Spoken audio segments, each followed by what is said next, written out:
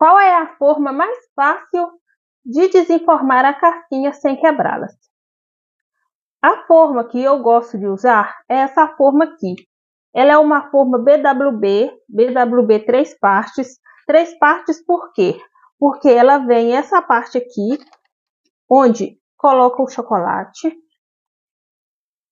E a segunda parte é essas forminhas de silicone aqui. E por último é essa parte aqui, onde a gente vai encaixar para formar as casquinhas, para moldar as casquinhas. Essa forma ela é muito fácil de utilizar.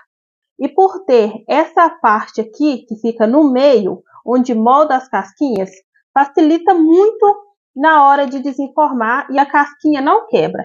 Lembrando também que precisa fazer o resfriamento do chocolate de forma adequada, para que as casquinhas ficam lindas, bonitas e brilhosas.